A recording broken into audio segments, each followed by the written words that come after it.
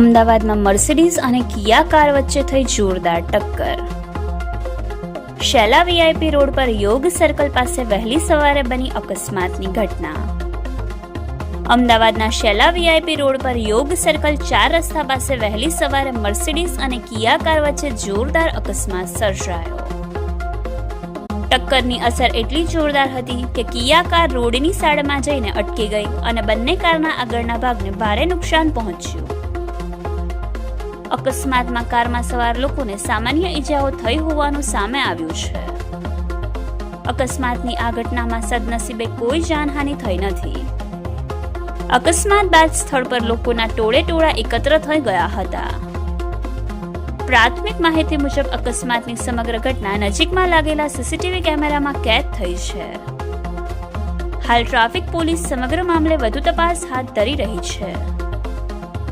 Reporter Pradeep Chavda, Yashvi Gujarat news, Ahmedabad.